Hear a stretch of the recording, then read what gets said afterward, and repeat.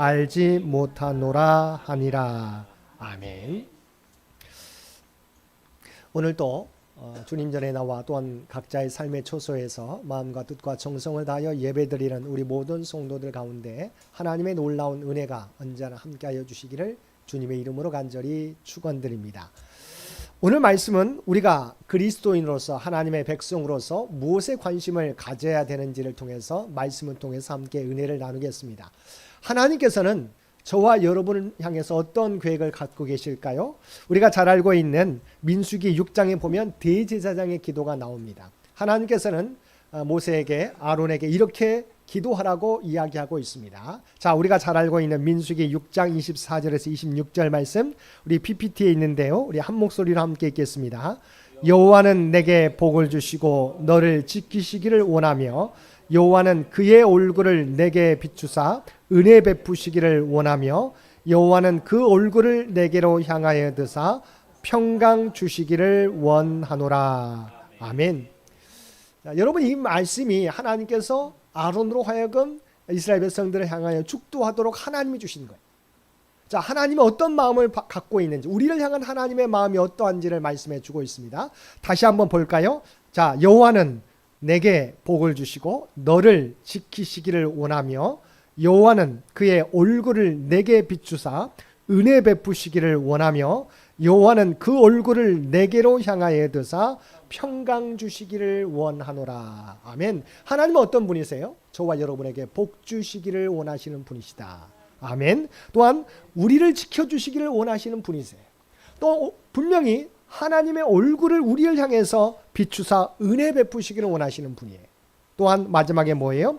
여호와는 그 얼굴을 우리에게 비추사 평강 주시기를 원하세요. 우리가 세상에서 많은 일들을 당하잖아요. 우리가 원하지 않는 일도 경험할 때가 있어요. 근데 하나님은 그 가운데서 우리가 평강을 갖기를 원하신다는 거죠. 하나님은 저와 여러분을 떠나신 적이 없어요. 우리가 홀로 이 땅에서 살아가는 것 같지만 그렇지 않다는 거죠. 하나님은 언제나 우리와 동행하고 계시다고 하는 것들. 여러분이 많은 이런 오래전부터 이런 예화를 들어보셨잖아요. 한 사람이 인생길을 걸어갑니다. 그것이 이제 모래 위에서 걸어갑니다. 걸어갈 때 우리가 좋은 일도 있지만 그러나 때로는 우리가 어려운 일도 있잖아요. 근데 정말 자기가 어려운 일 생각해 볼 때 하나님이 어디 계시는가 생각한 거예요. 하나님, 제가 어려울 때, 그래서 넘어져 쓰러지는데 왜 이 어려운 때 나 혼자 이렇게 홀로 고난받게 하십니까? 역경 가운데 있게 하십니까? 하나님은 그곳에서 언제 어디 계셨습니까? 라고 따졌어요. 그랬더니 하나님께서 이 사람에게 들려주시죠. 네, 한번 뒤를 돌아보아라. 그러니까 보니까 처음에는 그러니까 예수님과 함께 걸어가다가 정말 고난당할 때는 혼자 발걸음만 있는 거예요. 그래서 아니 혼자 한 사람의 발걸음밖에 없습니다. 하나님이 나와 함께 하시지 않는 증거 아닙니까? 했더니 예수님께서 뭐라고 하셨어요? 바로 그 발자국은 네 발자국이 아니라 네가 힘들어서 넘어져 쓰러져 있을 때 내가 너를 업고 걸어간 발자국이란다라고 들려주셨다고 하는 예화를 우리가 너무도 잘 알고 있지 않습니까? 우리가 이 땅을 걸어가게 될 때 나 혼자 걸어가고 있는 것 같지만 하나님은 절대 우리를 버리시지 않으신다는 거지. 언제나 특별히 우리가 역경 가운데 있을 때 우리가 도저히 넘어져서 일어나서 한 발자국도 나가지 못할 때 주님께서 우리를 업고 우리 인생길을 걸어가셨다는 거죠. 우리가 지금까지 내 인생 나 혼자 여기까지 온 것 같지만 그러나 하나님께서 언제나 저와 여러분과 함께 해주셨고 힘들 때는 저희를 업고 이 길을 걸어오셨다는 사실을 잊어버리지기를 마시기를 바랍니다. 그래서 하나님은 우리에게 복 주시기를 원하시고 우리를 지키시기를 원하시고 우리에게 얼굴을 향하여 드사 은혜 베푸시기를 원하시고 우리에게 얼굴을 비추어서 우리가 평강 주시기를 원하시는 분이다. 이 말씀을 여러분 꼭 잊지 마시기를 바랍니다. 자, 그런데 오늘 말씀에 보게 되면 날 때부터 보지 못하는 자를 발견하게 됩니다. 제자들이. 그때 자, 제자들이 그 모습을 보면서 평상시에 갖고 있는 물음을 묻게 됩니다. 자, 우리 9장 2절 말씀 볼까요? 9장 2절 말씀 제가 PPT에도 있는데 함께 읽겠습니다. 제자들이 물어 이르되 랍비여 이 사람이 맹인으로 난 것이 누구의 죄로 인함이니까 자기니까 그의 부모니까.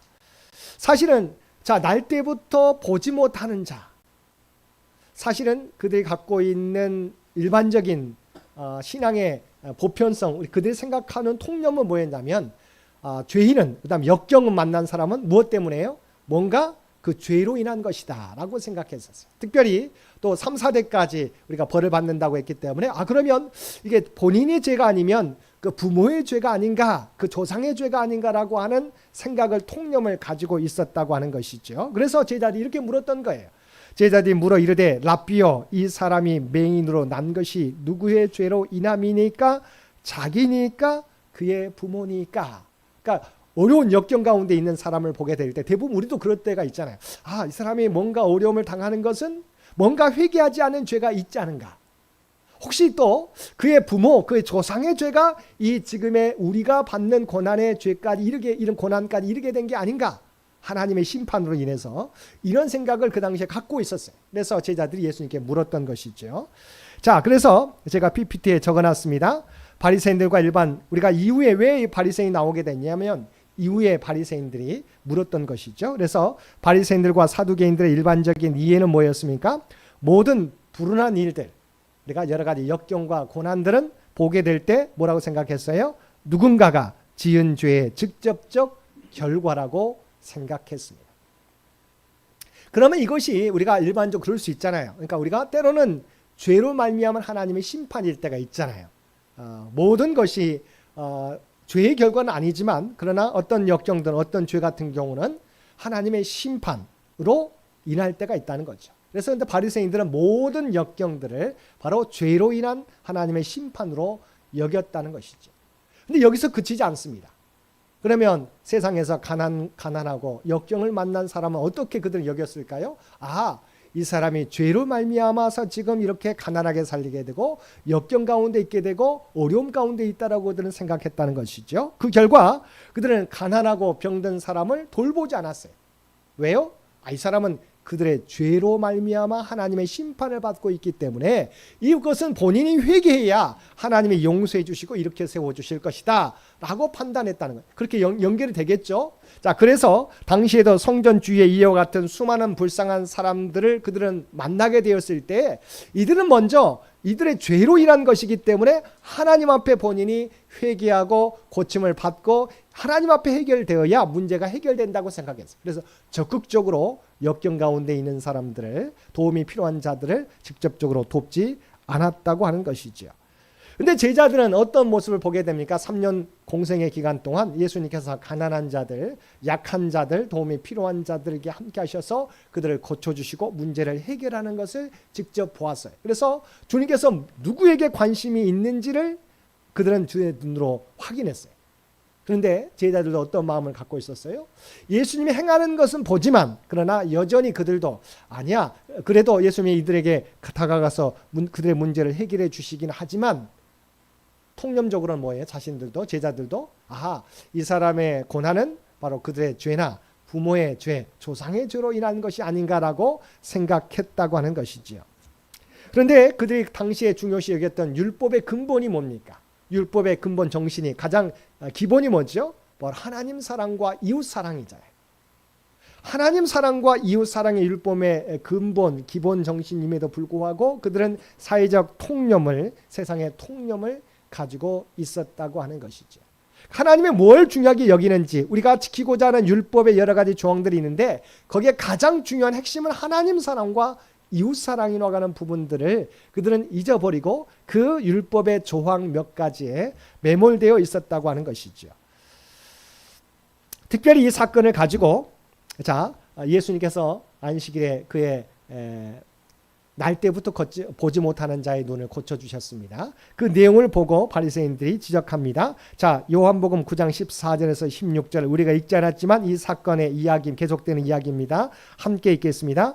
예수께서 진흙을 이겨 눈을 뜨게 하신 날은 안식일이라. 그러므로 바리새인들도 그가 어떻게 보게 되었는지를 물으니 이르되 그 사람이 진흙을 내 눈에 바르매 내가 씻고 보나이다 하니 바리새인 중에 어떤 사람은 말하되 이 사람이 안식일을 지키지 아니하니 하나님께로부터 온 자가 아니라 하며. 여러분 생각해 보세요. 여러분 태어날 때부터 눈이 보이지 않아서 아무것도 보지 못하는 사람이 주님의 역사로 말미암아 보게 되었습니다.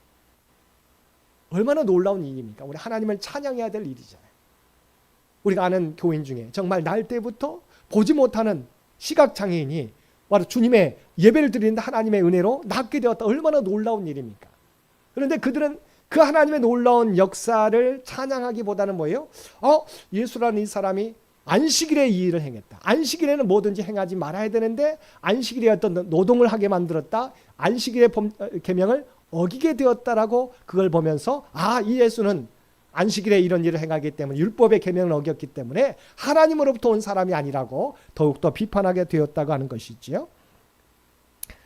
사실은 바리새인은 수십 년 동안 시각장애인으로 지낸 이 사람이 눈을 뜬 것을 보고도 기뻐하지 않았어요. 그들이 보는 것은 뭐였어요?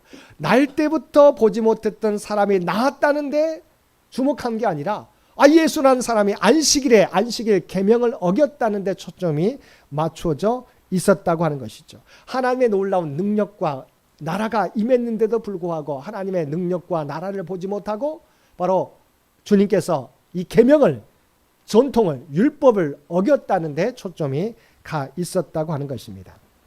그들은 자신들의 전통이나 율법이 깨어지는 것을 보느라 바로 사랑의 대상인 사람을 보지 못했다고 하는 것이죠.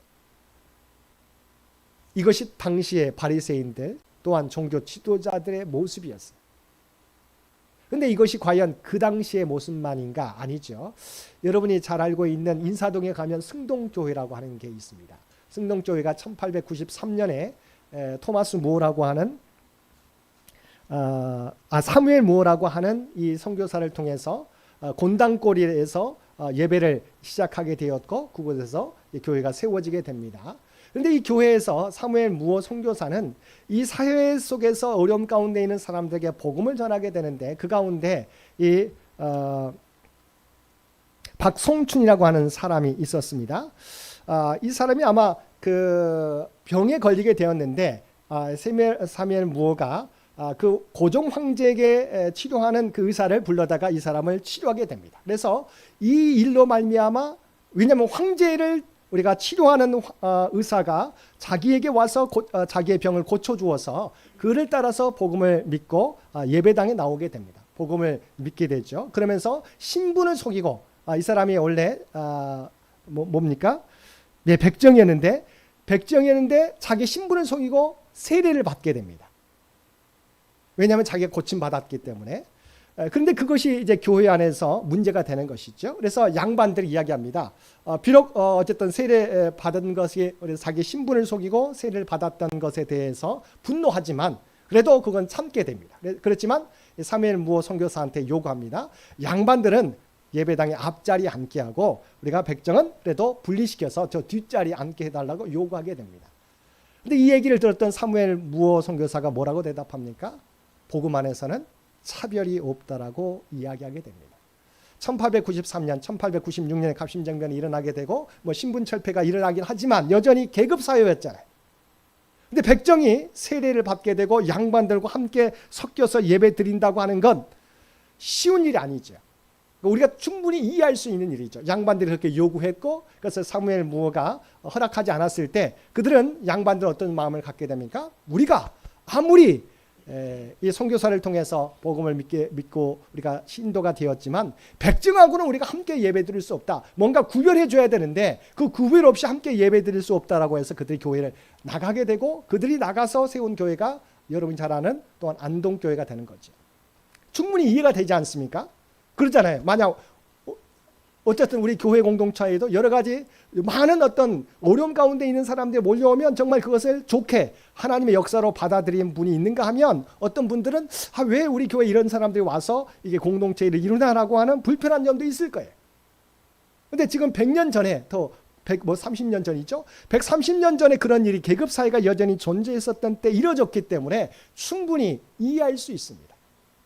그렇지만 그럼에도 불구하고 당시에는 그런 어떤 사회적 통념, 사회적 질서 부분이 허락되지 않는 거죠. 복음이 들어왔지만, 복음을 믿지만, 그러나 여전히 사회적 통념이, 사회적 질서가 그것을 받아들이지 못하게 됩니다. 분명히 복음 안에서 우리는 모두가 하나잖아요. 형제요 자매이잖아요. 그리스도 안에서 우리는 형제 자매잖아요. 왜냐하면 우리가 죽을 수밖에 없는 우리가 그리스도를 통해서 구원받았기 때문에 비록 신분의 차이가 있을지라도, 그러나 계급의 차이가 있을지라도 우리는 그리스도 안에서 한 형제요 자매라고 하는 이 원리를 그들은 받아들이지 못하는 거죠. 그래서 그들이 나가서 교회를 차리게 되는 거죠. 그 일로 말미암아 도리어 건당교회 교회에서는 백정들이 우리가 더 많이 전도가 됩니다. 이 백정이 나중에는 어떻게 됩니까? 실제적으로 백정도 갓도, 그 당시는 갓도 못 썼어요. 모자도 못 쓸 수가 없는 상황에서 우리가 조정의 교회 가르침, 모두가 평등하다는 가르침에 따라서 백정도 갓과 만건을 쓰게 해달라고 이들이 청원한 게 아니라, 그러니까 청원하게 되지만 바로 사무엘 무호 선교사를 통해서 전달하게 되었고 이것이 관철되게 되는 것이죠. 이와 같이 사실은 복음이 있지만 그 당시의 통념과 사회 질서라고는 명목하에서 그것을 받아들이지 못하고 교회가 나누어지게 되는 원인이 되기도 했었다고 하는 것이지요. 뿐만 아니라 이것은 아주 큰 거지만 아주 사소한 것으로 교회가 다툼이 일 때가 있어요. 처음에는 우리가 어디에서 예배를 드립니까? 마루에서 예배를, 우리가 초창기에는 마루에서 예배를 드렸잖아요. 시간이 지나면서 그곳에 의자를, 우리가 장의자를 드리고 우리가 예배를 드리게 됩니다. 처음에는 그것 때문에 교인들이 싸우게 돼요. 아니, 우리는 마루에서 예배 드리는 게 이게 맞다. 어떤 사람들은 마루에서 예배 드리나 의자를 놓고 예배 드리나 이게 하나님 앞에 예배 드리는 건 동일한 게 아니냐. 그래서 마루에서 예배 드리는 것, 그 다음에 이후에 의자가 들어와서 의자에 앉아서 예배 드리는 것 가지고 교회가 분열하게 되는 거죠. 왜 그렇죠? 이게 복음과 상관이 있습니까? 아니에요. 복음과 상관없이 본인이 생각하는 통념, 처음에 해왔던 전통, 이걸 가지고 사람들이 앞세우면서 복음은 사라져버리고 복음은 더 중요하지 않게 되고 우리가 이때껏 해왔던 부분들, 바로 그것을 지키려고 하다가 교회가 우리가 분열되고 다툼이 일어날 때가 많이 있다고 하는 것이죠.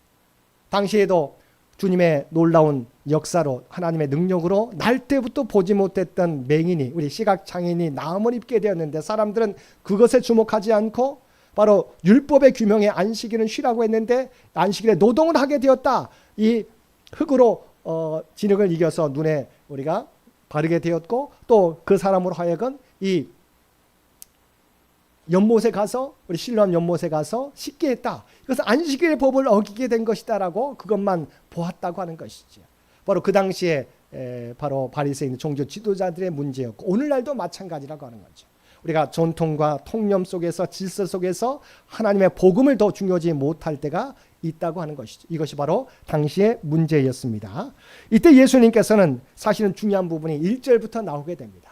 그러나 이 모든 것을, 이런 모든 상황 속에서도 주께서는 어디에 관심을 가졌는지를 우리에게 말씀해 주고 있습니다. 9장 1절 말씀입니다. 함께 읽겠습니다. 예수께서 길을 가실 때 날 때부터 맹인된 사람을 보신지라. 아멘. 자, 중요한 부분은 예수님께서 길을 가실 때 날 때부터 맹인, 시각장애인을 보신지라.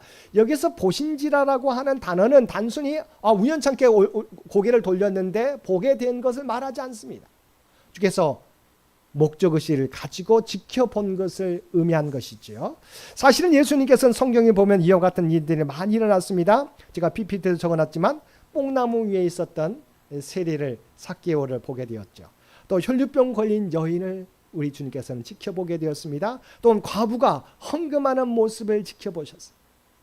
자, 하나님은, 우리 주님께서는 각 사람에게 관심을 가지고 지켜보셨다고 하는 것이죠. 그래서 주께서 뭐라고 하셨습니까? 과부가 드렸던 가장 작은 거예요.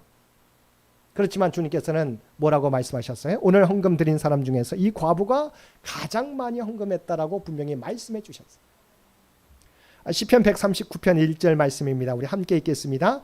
여호와여, 주께서 나를 살펴보셨으므로 나를 아시나이다.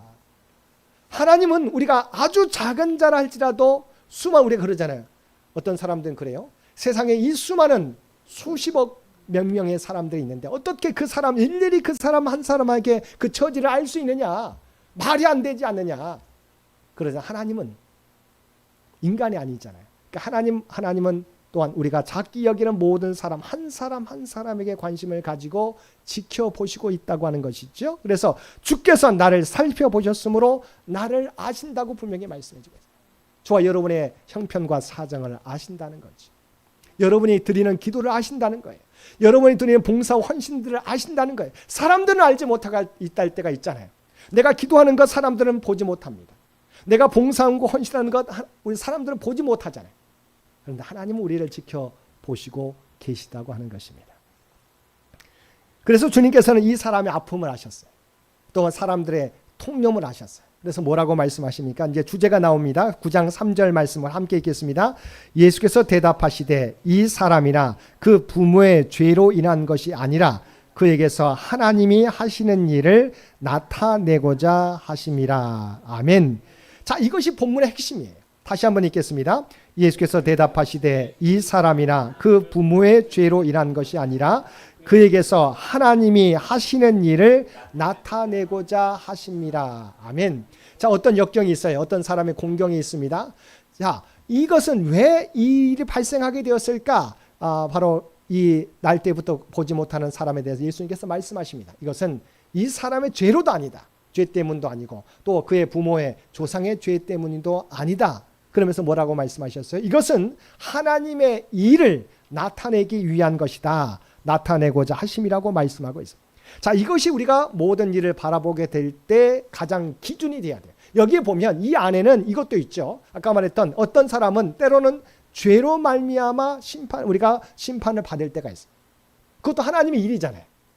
하나님이, 왜냐하면 이 사람이 그것을 통해서 내가 어려움을 만날 때 우리도 그렇잖아요. 내가 어떤 어려움을 당할 때 돌아보잖아요. 내 자신을 돌아보게 되잖아요. 그래서 내가 왜 이럴까? 내가 혹시 우리 믿음이 신앙의 사람이기 때문에 내 자신을 돌아보고 혹시 내가 이렇게 아직도 하나님을 회개하지 않은 일 때문에 하나님께서 이렇게 고난을 주신 게 아닌가라고 우리가 하나님 앞에 나와서 회개하게 되잖아요. 그것도 하나님의 일이죠. 하나님의 일을 나타내기 위한 것. 아직도 우리가 잊어버렸는데, 죄를 범했는데, 사람들 아프게 했는데 그냥 넘어갔어요, 우리가. 그런데 우리가 고난을 만나면서 이거 잘못됐구나 그냥 넘어갔는데 아이고 죄송합니다. 넘어갔는데 그 역경을 통해서 나를 돌아보게 하시는 거죠. 그래서 하나님 앞에 회개하게 되고 우리가 믿음의 길을 제대로 걸어갈 수 있도록 하는 것도 하나님의 일이라고 크게 보는 거죠. 그렇지만 이 일은 지금 시각장애인의 날 때부터 보지 못하는 시각장애인의 일은 개인의 죄 때문이 아니라 또한 그 부모의 죄 때문이 아니라 하나님의 일을 나타내 보여주시기 위한 것이라고 분명히 말씀해 주셨다고 하는 것이죠. 그래서 우리는 다른 사람의 고난을 보게 될 때 저 사람 무슨 죄 때문이 아닌가라고 판단해서는 안 된다는 거죠. 혹여 그런 이유도 있을 수 있어도 우리가 그렇게 사람을 우리가 색안경을 쓰고 보기보다는 어떤 하나님의 일을 나타낼까라고 우리가 지켜보는 것이 우리가 더 믿음의 모습이라고 하는 것입니다. 그러면서 9장 4절에서 5절 말씀을 함께 읽겠습니다. 때가 아직 낮음에 나를 보내신 이의 일을 우리가 하여야 하리라. 밤이 오리니 그때는 아무도 일할 수 없느니라.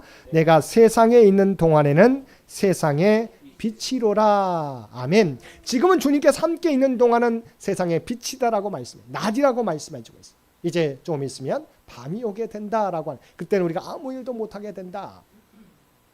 빛이라고 하는 의미를 말씀해 주고 있어요. 자, 왜 그럴까요? 지금 시각장애인 날 때부터 보지 못하는 사람의 문제를 해결해 주시기 위해서. 그런데 여기서 중요한 부분은 이 사람 날 때부터 보지 못하는 사람의 육체적 눈만이 아니라 영혼의 눈까지 띄어주기 위해서.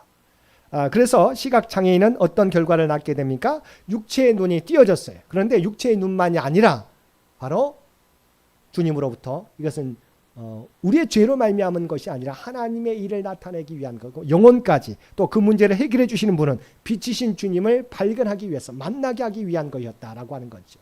육체의 눈만이 아니라 영혼의 눈까지 띄어지게 하는 것. 그런데 반대로 그것을 지적하는 사람들은, 종교 지도자들은 안다고 했었어요. 그래서 눈도 밝아요. 눈은 띄어져 있었지만 그의 영혼의 눈은 가리워져 있었다라고 하는 것을 보여주기 위한 거예요. 자, 우리가 보게 될 때 어떤 사람이 선한 사람 같아요? 날 때부터 보지 못하는 사람은 뭔가 본인의 죄나 조상의 죄로 말미암으로 보지 못할 것이다라고 판단했어요. 바리새인과 서기관들은 누구보다도 하나님의 말씀을 잘하는 사람들이에요. 그런데 주님께서는 이것을 통해서 바로 그 통념을 가지고 사람을 판단하는 이 사람들이야말로 육체의 눈은 띄어져 있지만 영혼의 눈은 가려져 있음을 분명히 지적하기 위함이라고 하는 것입니다. 그래서 사실은 이 세상의 고통을 통해서 우리가 하나님의 계획과 목적을 보게 되면 고난 속에서도 우리가 밤에서 낮으로 변화받게 된다고 하는 부분이에요. 그러니까 이 세상의 모든 고난 가운데서도 우리가 더 초점을 맞춰야 되는 것은 하나님의 계획이 뭘까? 개인적으로, 우리 가정에서, 우리 교회에서, 이 사회에서 우리는 바라봐야 돼요. 어떤 역경이든 어떤 문제든 그 일을 통해서 하나님이 나타나실 계획이 무엇인가를 우리는 바라볼 수 있어야 된다. 그래야지만 바로 밤에서 우리가 낮으로 변화받을 수 있게 된다고 하는 것이죠.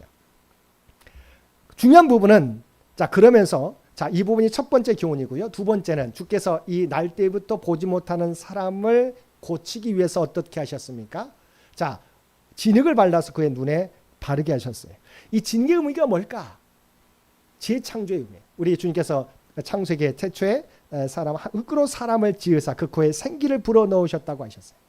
그러니까 눈을 고치게 될 때 진흙을 이겨서 눈에 발라주셨어요. 이 말은 새롭게 이 사람을 창조하기 위한 것. 그러니까 단순히 눈만을 고치기 위한 것이 아니라 이의 영혼까지 고치기 위한 하나님의 재창조의 역사였다. 그래서 육체의 눈만이 아니라 영혼의 눈이 띄어지기를 원하는. 그래서 주님께서는 당장의 문제만이 아니라 그의 영혼을 고치기 위한 하나님의 일을 행하셨어요. 저와 여러분도 마찬가지죠. 우리가 관심을 가져야 될 것은 이 사람의 문제, 물론 우리가 할 수 있는 건 아니지만 그러나 중요한 부분들은 우리가 본질적인 영혼의 문제까지 해결할 수 있도록 우리 믿음의 사람들은 나아가야 된다고 하는 것입니다. 두 번째는 뭐예요? 세 번째는 뭐예요? 이 시각장애인을 진흙을 바르게 한 다음 어디로 가게 했어요? 실로암 연못이에요. 함께 읽었던 것처럼 실로암 연못의 뜻이 뭐예요? 보냄을 받았다고 하는 거예요. 그곳에서 주님의 말씀 따라 순종했더니 진흙을 씻었더니 어떻게 됩니까? 날 때부터 보지 못했던 자가 눈이 보이게 됩니다. 그렇죠? 그런데 왜 실로암 못으로 가게 했을까요? 이 의미가 있는 거죠. 보냄을 받은 자. 네가 하나님의 은혜로 구원받고 하나님의 은혜로 눈이 띄어지고 영혼의 눈이 띄어지면 어떻게 살아가야 될지를 말씀해 주고 있는 거예요. 주님께서는 당장 우리의 문제만 해결되는 것을 원하지 않아요. 우리가 복이라고 하는 하나님께 우리가 복 주시기 원하시고 지키시기 원하시고 은혜 베푸시기 원하시고 평강 주시기를 원하시는데 여기에 몸을 거는 것이 아니라 그 은혜를 가지고 어떻게 해요? 세상에 보냄받은 자답게 살아가라고 하는 거예요. 고침받은 것도 귀한 거지만 우리의 영혼의 눈이 띄어지는 것, 구원받는 것도 중요하지만 그 은혜를 가지고 세상 가운데 나가서 은혜 받은 자답게 살아가야 됨을 말씀하고 있습니다. 오늘 본문 말씀을 통해서 날 때부터 보지 못한 자를 고치신 주님께서 우리의 삶 가운데서도 주께서 무엇을 관심을 갖고 있는지 우리에게 나타내 보여주십니다. 우리가 중요하게 여기는 사회적 통념이나 또한 사회적 질서나 또한 사회적 여러 가지 가치관, 자기의 모습이 아니라 오직 주께서 원하시는 부분이 무엇인지를 바라보기를 원하신다는 것을 여러분 깨닫고 저와 여러분도 내 안에 갇혀서 살아가는 사람이 아니라 나를 비우고 오직 그리스도의 복음으로 말씀으로 채우셔서 주님의 마음을 가지고 세상을 바라볼 수 있는 저와 여러분 모두가 되시기를 주님의 이름으로 간절히 축원드립니다. 함께 기도드리겠습니다. 사랑과 은혜가 충만하신 아버지 하나님, 우리에게 귀한 말씀을 통해서 우리가 무엇을 중심으로 살아가야 될지, 무엇에 관심을 가지고 살아가야 될지 깨닫게 해주심을 진심으로 감사드립니다. 아버지 하나님, 내가 가장 중요하게 여기는 전통이나 아버지 하나님 생각들이 아니라 오직 주님의 복음인 것을 아버지 하나님 주께서 바라보는 아버지 관심 갖는 것임을 깨닫게 해주시고 이제는 주님의 마음으로 모든 것을 바라보게 하여 주옵소서. 그리하여 아버지는 나의 영광과 내 기쁨이 아니라 오직 하나님의 영광과 하나님의 기쁨을 이 세상 가운데 만들어낼 수 있는 또한 아버지 드러낼 수 있는 우리 모두가 되게 하여 주옵소서. 이 모든 간구 우리를 구원하여 주신 예수님의 이름으로 간절히 기도드리옵나이다. 아멘. 다 함께 찬송